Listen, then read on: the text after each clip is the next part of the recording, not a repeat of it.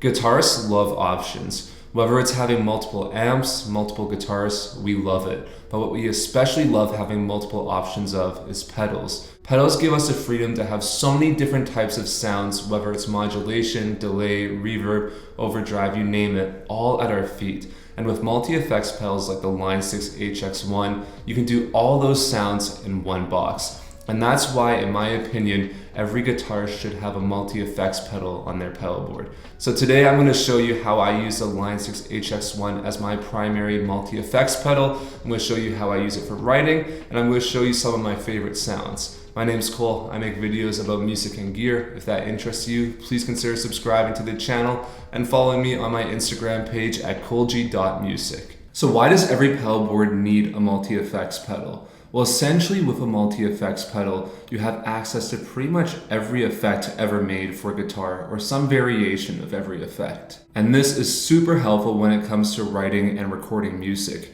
If you want to experiment with an effect or try a different sound, you can pretty much guarantee that you'll find it in a multi-effects pedal like the HX1, and you can find it very fast by just going through the menu and pulling it up. You don't need to spend extra money on gear. You don't need to pull out a different pedal that you don't have on your board. You can have it on it right away. And this is one of the huge reasons why session guitarists love using multi-effects pedals on their pedal boards, because they need to be able to find a sound for an artist super fast, because time is money. So basically, having a multi-effects pedal allows them to bypass having to find a pedal in their bag or box or whatever that's not on their pedal board. They can just pull it up, dial in the sound, and they have it ready to go right away. Another reason why multi-effects pedals are amazing investments for a pedal board is that they work great for live use as well. Say you have a song where you need a particular effect, and you just need that effect for one song. Basically, you can just program that sound into the HX1 as a preset, pull it up, and then you don't have to buy another pedal or worry about fitting another pedal onto your pedal board. Let's talk a little bit about why I chose the Line 6 HX1 as my multi-effects pedal. For me, it's kind of the best of both worlds. As the name implies, the HX1 is a part of the Helix family. Now, I've been a Helix native user for probably 3 years at this point, and I really love how the software sounds, and I especially love the effects in this sound. So having the ability to get all those effects onto my actual pedal board was honestly a no-brainer for me. But there's another reason why I wanted to get the HX1 in particular. And that's because, like all the Helix products, you have access to all the legacy Line 6 effects from the 4 series and the M series. Now, I'm particularly interested in the Line 6 M series. The M series debuted in the late 2000s and consisted of 3 models. The M5, a single-use multi-effects pedal that was pretty much identical to the HX1, the M9, and the M13. These pedals have been used by countless session guitarists such as Tim Pierce, Tom Bukovac, and Dan Huff. And the biggest thing to me is that they're still being used to this day, over 15 years since they've been released. And to me, if someone like Tom Bukovac still keeps it on his pedal board after all these years and still recommends it, then it's definitely good enough for me. Before I get too far into this video, I do want to say this video is sponsored by Sweetwater. I reached out to Sweetwater about the idea behind this video, and they liked it and sent me the HX1.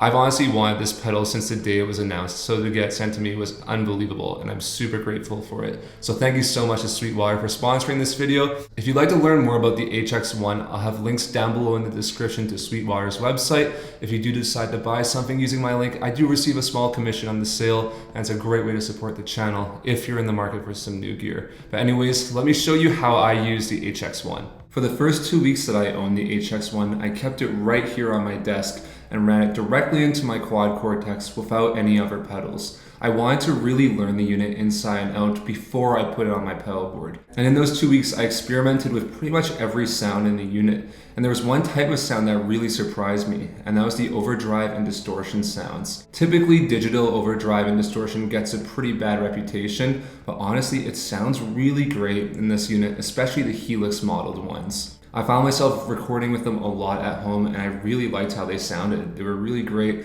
but also all the other effects were really great as well. After 2 weeks, I felt pretty comfortable with the HX1, so I moved it to my actual pedal board. In the signal chain, I put it after my Greer Lightspeed and before my other modulation pedal, my Walrus Audio M1 Mako. The reason why I decided to do this is because I plan on using the HX1 primarily for overdrive sounds, modulation, and filter sounds, and not as much delay or reverb sounds. If I want to use delay or reverb sounds more, I'd put it after the Mako because I'm using the Mako for other modulation sounds, but honestly, I've used the delay and reverbs in the spot where it's at right now in the pedalboard, and it works totally fine. I have seen complaints online about not being able to move the HX1 to different spots on your pedalboard, and while I do understand that, I haven't had any really issues with this at all. But if it really does bother you, you could get a pedal switching unit like the Boss ES5 or ES8, so that each preset you can move it to a different spot in your signal chain. And also this pedal does have MIDI, so then you can have it change effects for each preset, which would be pretty sweet. But I like my simple setup for now. But now let me show you how I use the HX1 for writing music. Alright, so I have my pedalboard set up in front of me here, and I'm going to show you how I use the HX1 in conjunction with all my pedals for writing music, because honestly, that's where the HX1 really shines for me. Because there's so many sounds in the HX1, you can pretty much find any sound that you're looking for like that. It's super fast, it's super easy to navigate the menu, it's super nice. So I'm going to give you an example. Let's say right now I want to get an overdrive sound. All I have to do is go to the main menu, scroll up to distortion, and then I'm already in my overdrive sounds. That was like, what, 2-3 seconds, super fast. So first let me show you my sound without the HX1. I just have my compressor on and I'm going into my quad cortex with a capture of my Mesa Boogie Fillmore 50s clean channel.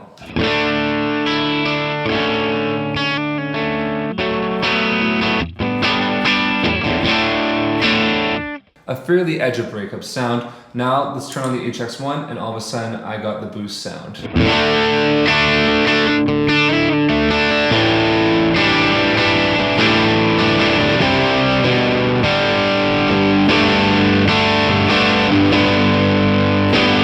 Now that sounds really good already, but if I'm going for an overdrive sound with the HX1, I'm going to try and do something that doesn't sound like my GE7, my Maserati, or my Lightspeed. So let's scroll down a bit more to the Alpaca Rouge. This is what it sounds like. I love the sound so much. It's kind of in between a fuzz and a distortion.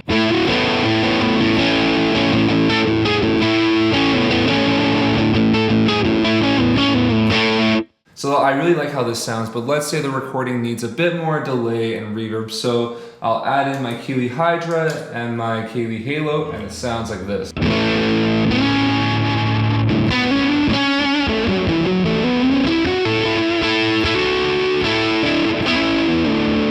Let's say the tone's not cutting it, all I have to do is go to the menu here, click on the Alpaca Rouge setting, adjust it, and then I got this.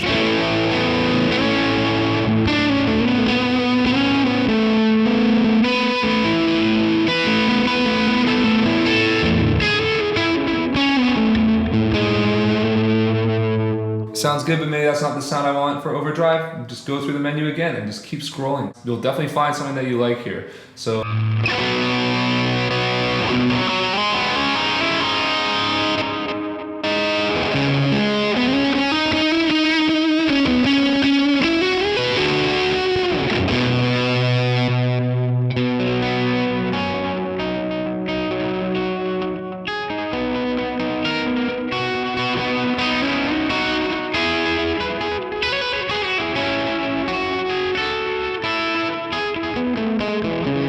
Got some vital boost, that sounds cool. Let me go for a more fuzzy sound.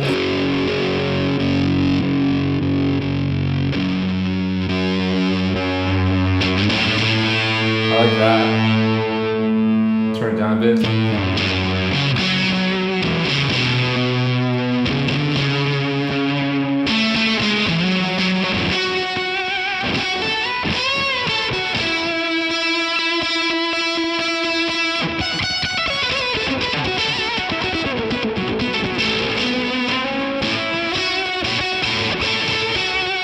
So that's like an Octavia style fuzz, and that's something that I don't know if I really use much on my pedalboard, but using this as a preset in the HX1, then I have that sound, and then if I don't want it, all I have to do is click a button and it's gone. I don't have to worry about spending money on the pedal, and it sounds really good too. So that's one way you can use this, and you can do this with all the different sounds in here. So let's say I want to mess around with some modulation sounds. I'm already in the modulation folder as I'm telling you that. So now I can just do the same thing. Let's say the song needs something that just adds a little bit of shake to the sound. So I'm going to try some tremolo sounds.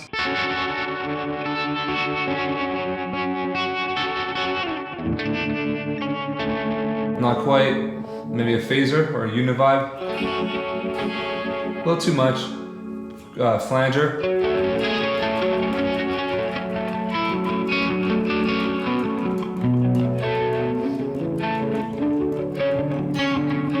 Sounds cool. Not feeling that for this sound. I think I want a vibrato. Let's see if I can scroll down. There's a vibrato. Yeah. Now I can turn down the depth a bit so it's not as crazy.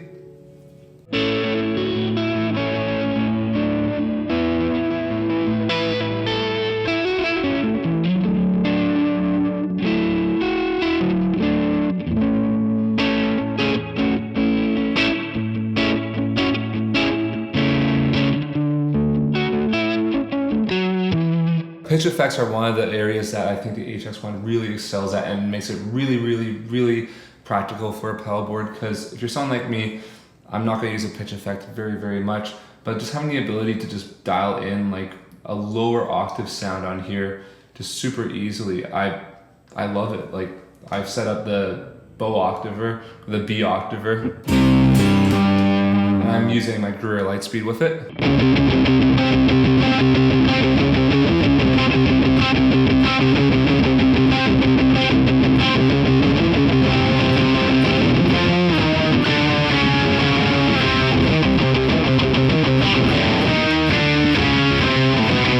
Now there's so many different examples of the HX1 just being handy for sounds that I don't typically have on my pedalboard. One of those sounds is a shimmer reverb. I love shimmer reverb, but I'm never going to use it very much. But it's just nice to be able to pull it up, and then all of a sudden I have a shimmer reverb that I can just use.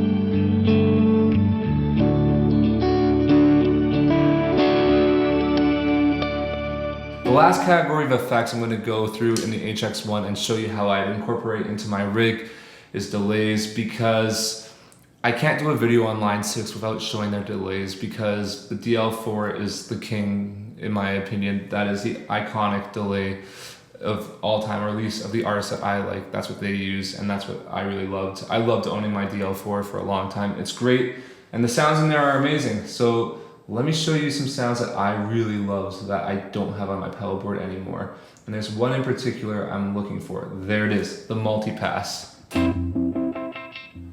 I love this delay so much. It's literally so sick.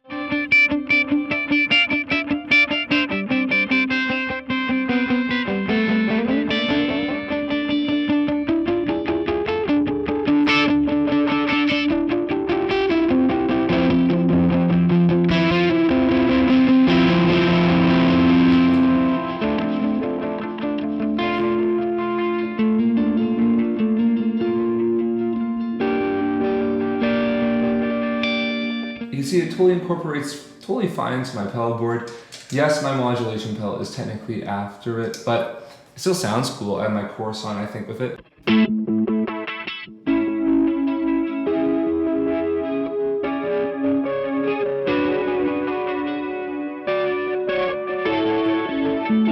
feel like I should show one more delay that I really love, the glitch delay. That's just a wicked one. Let's dive into that sound.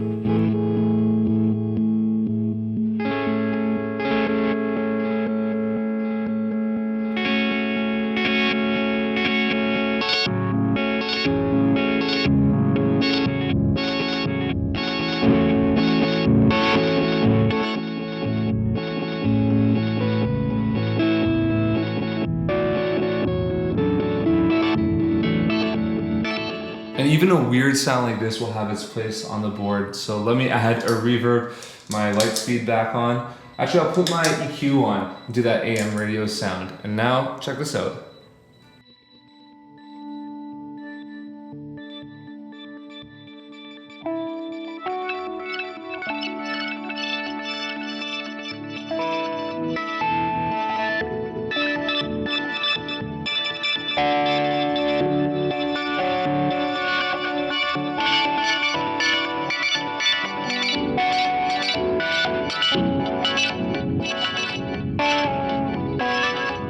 I hope this demonstrates to you just how easy it is to incorporate the HX1 into riding. It's so nice, and it's also really great for performing too. As I briefly mentioned before, you can have presets in here, so you can have pretty much every sound ever available at your foot when playing live. That's wicked. And yeah, it just expands the pedalboard so much and gives them so many different sounds. It's just amazing.